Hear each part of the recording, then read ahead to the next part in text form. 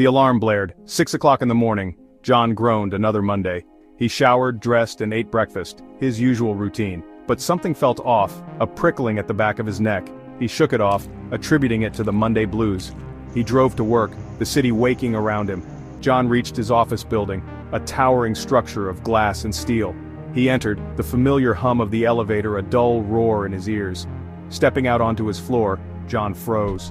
The usual morning bustle was gone. The floor was silent, shrouded in an unnatural stillness. His gut churned. This wasn't right. Where was everyone? He walked towards his cubicle, each step echoing in the silence. The air grew colder, a chilling emptiness closing in.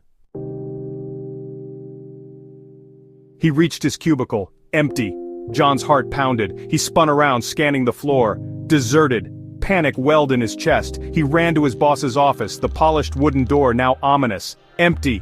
He raced towards the stairwell, desperate to escape the suffocating silence. Pushing through the door, he found himself in a long, unending hallway. The fluorescent lights flickered, casting long, distorted shadows. The air was heavy, thick with an unseen presence. John felt a cold sweat prickling his skin. He had to get out. He ran, his footsteps echoing in the vast emptiness. But the hallway stretched on, seemingly infinite. The exit signs, usually a beacon of hope, were gone, replaced with a blank white void. He stopped, chest heaving, fear a constricting band around his chest. He was lost, trapped in this sterile, silent nightmare. Then he saw them. Figures, hunched over desks, stretched down the hallway as far as he could see. They were eerily still, their faces obscured by shadows. Relief, brief and fleeting, washed over him. He wasn't alone. He called out, his voice hoarse, but the figures didn't react. He stumbled towards the nearest figure. As he got closer, he noticed the unnatural stillness, the complete lack of movement. The figure's face, shrouded in darkness, slowly turned towards him. John recoiled in horror. It was a face devoid of features, a smooth, pale mask staring back at him.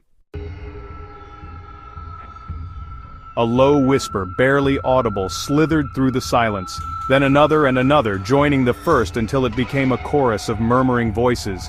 John couldn't understand the words, but the tone sent shivers down his spine. He backed away, his eyes darting from one faceless figure to another. The whispering intensified, pressing in on him, suffocating him. John screamed, a desperate plea lost in the cacophony of whispers. He whirled around, fleeing back down the endless hallway, the whispers chasing him. He tripped, falling to the cold, hard floor. The whispers were upon him, a swirling vortex of sound and shadows. He closed his eyes,